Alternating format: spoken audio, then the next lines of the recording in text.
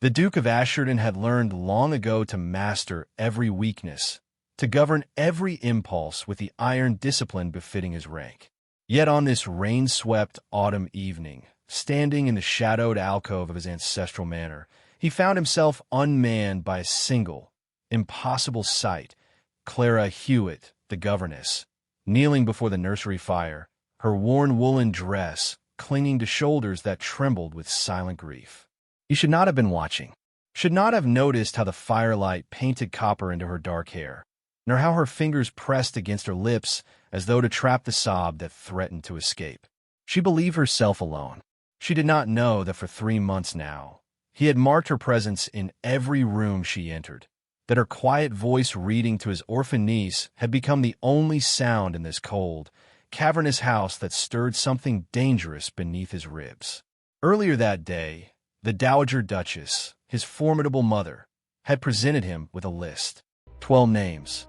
12 impeccably bred young ladies of fortune and flawless lineage, any one of whom would make a suitable Duchess of Asherton, any one of whom could provide the heir his title demanded.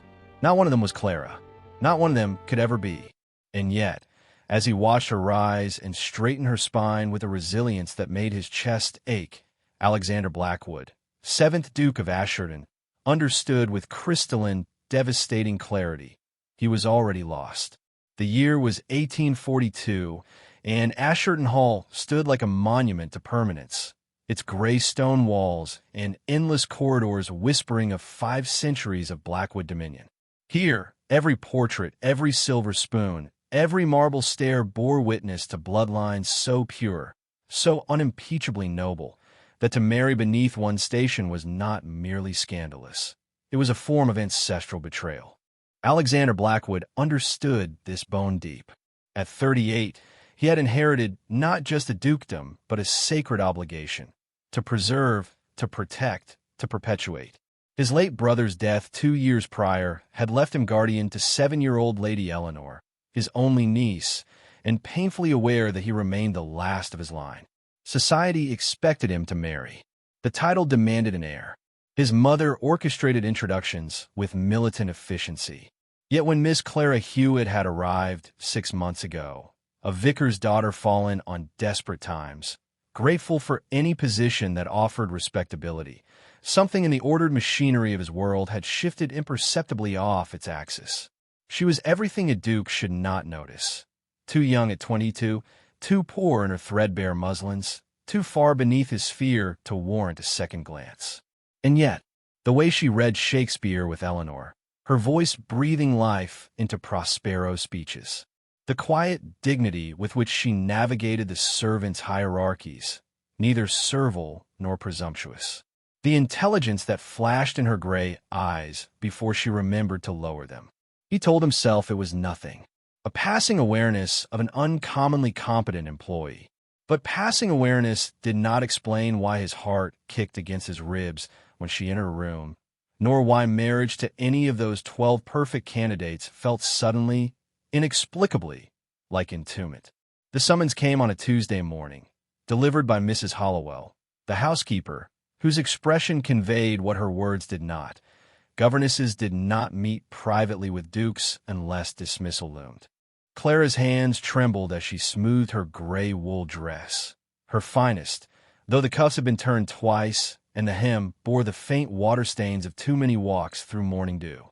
She had known this position was temporary, that her presence here existed on sufferance. Young women without family, without fortune, without connections did not belong in houses like Asherton Hall. The Duke's study occupied the eastern wing, a masculine sanctuary of leather and mahogany where portraits of stern-faced ancestors judged from gilded frames. Clara had never entered it. Governesses used the servant stairs, took meals in the nursery, remained invisible. Now she stood before its imposing door, her heart a wild thing battering against her ribs. "Enter," came the voice that haunted her foolish dreams. He stood with his back to her, silhouetted against windows that overlooked manicured gardens she would never walk. Tall, broad-shouldered, every line of him speaking of power held in careful restraint. She had memorized that silhouette from stolen glances, The way he held himself with military precision, the gray threading his dark hair at the temples, the set of his jaw when he was displeased. "Your Grace." She curtsied low, eyes fixed on the Persian carpet. "You wish to see me." Silence stretched. Then footsteps, polished boots entering her line of vision. "Look at me, Miss Hewitt." It was not a request. She obeyed, lifting her gaze to meet eyes of such startling blue they seemed almost cruel in their beauty. In them she saw something that terrified her more than dismissal ever could. Recognition. "Lady Eleanor speaks of you with great affection," the Duke said, his voice carefully neutral, as though they were discussing the weather rather than standing so close she could smell the sandalwood of his soap. "She has made remarkable progress in her studies. Lady Eleanor is exceptionally bright, Your Grace. It is a privilege to teach her. Yet I understand you also instruct her in matters beyond the standard curriculum. Philosophy, political history." His eyebrow lifted fractionally. The rights of man. Heat flooded Clara's cheeks. She had been careless, forgetting that servants reported everything to the master. "I apologize if I have overstepped, Your Grace. You thought correctly." He turned away, creating blessed distance. "My niece will inherit a significant fortune. She should understand the world she will navigate, not merely how to watercolor it prettily." Relief made her dizzy. "Then I am not to be dismissed." "Dismissed?" He turned back sharply. "Why would you think?" He stopped, jaw tightening. "Has someone suggested your position is in jeopardy?" "No, Your Grace. But I am aware that my circumstances are unusual, that I am here only because Lady Eleanor needed immediate supervision after her previous governess departed." She forced herself to meet his gaze. "I know I lack the proper credentials. The references. I am simply a vicar's daughter who can read Latin and keep accounts." Something flickered across his face. Anger, perhaps, though not directed at her. "Your father was a scholar, was he not? Cambridge educated?" "Yes, Your Grace. Before he took the living at Thornbury Parish." "Then you are hardly simply anything, Miss Hewitt." His voice had gone soft, almost dangerous.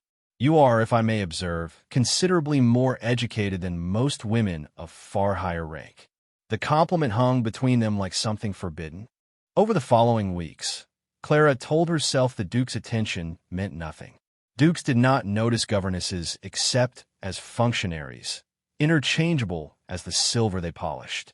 Yet she could not explain away the small, impossible things. The way his gaze found her during Eleanor's afternoon lessons in the garden, watching from the terrace with an expression she dared not interpret.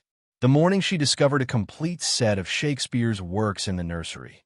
First editions, worth more than she would earn in 5 years, with a note in his precise hand. For Lady Eleanor's continued education. They both knew Eleanor already had access to the library. The volumes were for Clara. She should not have kept them, should have returned them with appropriate gratitude and distance. Instead, she read Hamlet by candlelight in her tiny attic room, and imagined his fingers turning these same pages, and hated herself for the yearning that had taken root beneath her ribs.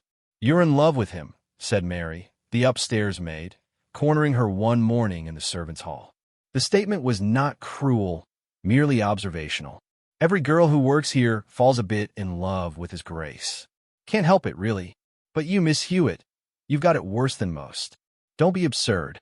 Clara's voice emerged too sharp. "I am sensible of my position." "Being sensible don't stop the heart wanting what it wants." Mary's expression gentled with pity. "Just be careful. Men like him, even the decent ones, they can't marry the likes of us. And anything less than marriage ruins a woman." Clara knew this, had known it from the moment she first saw Alexander Blackwood and felt the earth shift beneath her feet. Knowing did not make the wanting hurt less. The Dowager Duchess arrived in October with the subtle devastation of frost, transforming Asherton Hall from relative peace into a battlefield of social maneuvering. "Lady Beatrice Wentworth will join us for the house party," she announced at dinner, her voice carrying through the cavernous dining room where Clara had been summoned, an unusual occurrence that set her nerves jangling. The Dowager had insisted the governess dine with the family during Eleanor's presence, a move Clara suspected was designed to highlight the gulf between servant and aristocrat.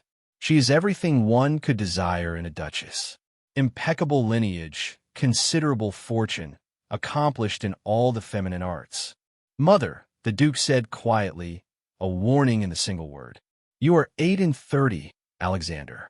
Your duty cannot be postponed indefinitely. The dowager's gaze swept to Clara, dismissive as one might glance at furniture. Surely even Miss Hewitt understands that great houses require great alliances. Clara's throat closed. She forced herself to swallow a bite of food she could not taste, eyes fixed on her plate while her heart splintered. Miss Hewitt's understanding of my duties is irrelevant to this discussion. The Duke's voice had gone cold, ducal, as is her presence at this table while you dissect my marital prospects. On the contrary, it is essential she understand her place in this household. The dowager smiled with brittle precision. Governesses come and go, Alexander. The dukedom endures. Later, as Clara prepared Eleanor for bed, the child's small hand caught hers. I heard grandmother. I don't want you to go, Miss Clara. I'm not going anywhere, darling. The lie tasted like ash. Uncle doesn't want to marry Lady Beatrice. I heard him tell grandmother no. Clara's heart lurched traitorously.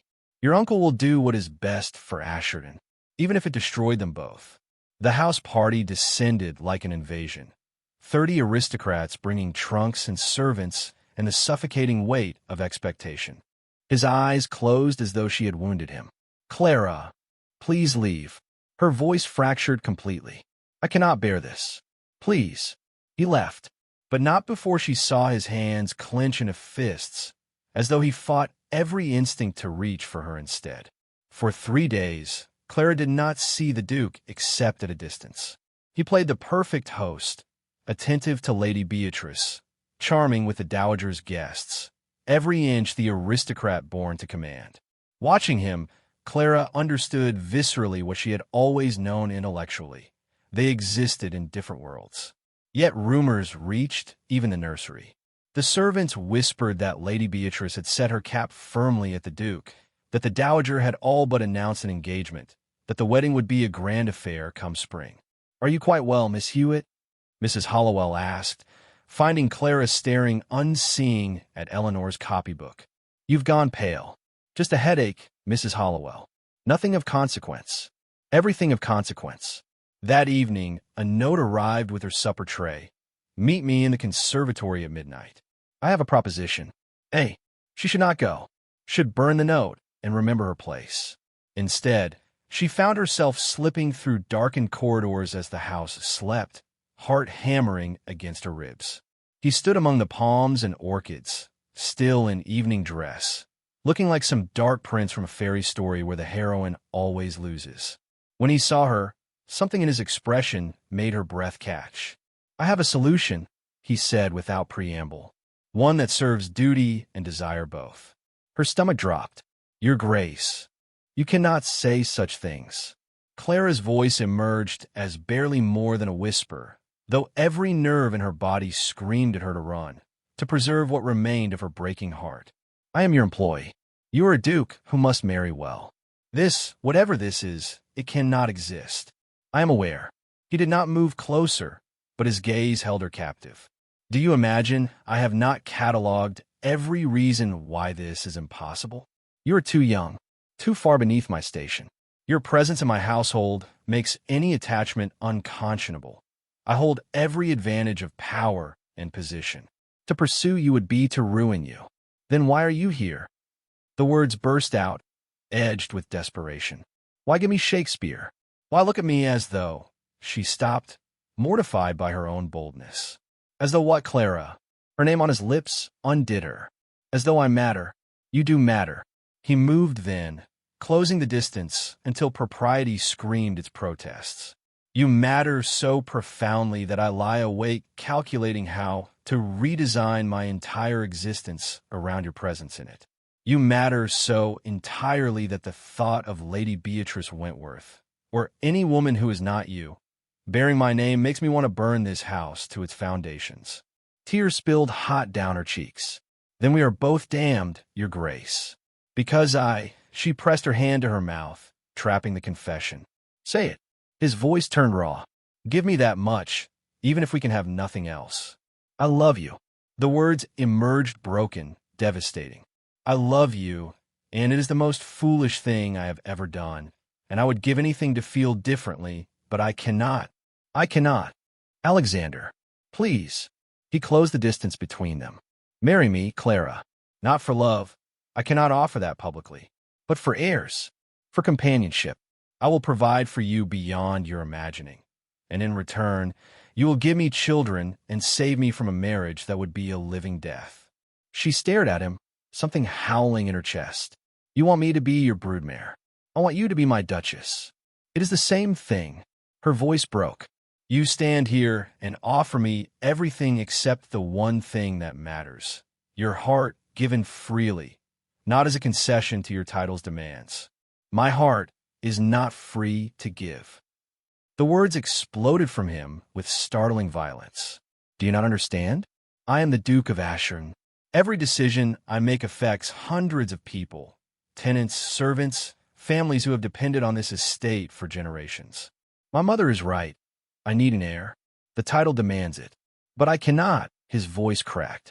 I cannot marry Beatrice Wentworth or any of those perfect, bloodless women and pretend they are you. So instead I should marry you and pretend you love me. Clara's tears came hot and bitter. Accept a position as your glorified servant, elevated just enough to give you children, but never equal, never truly yours. You would be my wife, my duchess. That is not servitude. It is a different cage. She wanted to strike him, to make him understand. You offer me security, yes. Wealth and position I could never dream of otherwise. But at what cost, Alexander? I would spend my life knowing I was the practical choice, the convenient solution, never wondering if you stayed with me out of duty rather than desire. How can you doubt my desire? He caught her shoulders, not roughly, but with desperate intensity. I have fought this for months, told myself you were forbidden, that the gulf between us could not be bridged. But I cannot stop wanting you. It is a madness in my blood. Wanting is not loving. Her voice dropped to a whisper. And I will not marry without love, even if it means I remain a governess all my days, even if it means never knowing your touch. I deserve more than to be chosen because I am convenient. He released her as though burned. Then what would you have me do? Choose me because you cannot live without me, not because I solve a problem, or let me go entirely. The silence that followed felt like something dying. Clara fled the conservatory, half blind with tears, and collided directly with the Dowager Duchess. Well, the older woman's eyes glittered with malicious triumph in the dim corridor. How illuminating! Ice flooded Clara's veins. Your Grace, spare me. The Dowager's voice could have cut glass. Did you truly believe you could seduce my son without consequence? A governess with aspirations above her station. I have seduced no one. Clara's voice emerged steadier than she felt. His Grace summoned me to discuss. I care not what lies you've concocted. The Dowager stepped closer, and Clara smelled lavender and venom. You will leave Ashern Hall at first light. I will provide references, barely adequate ones, and you will accept them with gratitude. Refuse, and I will ensure no respectable household in England ever employs you again. Clara's world tilted. Lady Eleanor needs me. Lady Eleanor needs a governess who understands boundaries. You, Miss Hewitt, have demonstrated spectacular failure in that regard. The Dowager's smile turned cruel. Or perhaps you wish me to inform the household staff why you must leave. How you threw yourself at the Duke in a calculated attempt to secure a position far beyond your deserving. That is not what happened. But Clara's voice wavered. Who would believe her word against the Duchess? Is it not?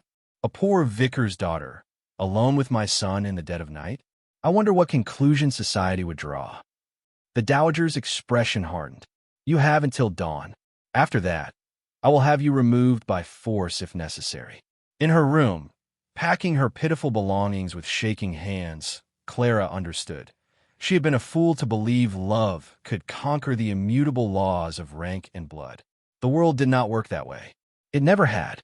Clara left Ashern Hall as autumn dawn broke cold and pitiless over the gardens she would never walk again.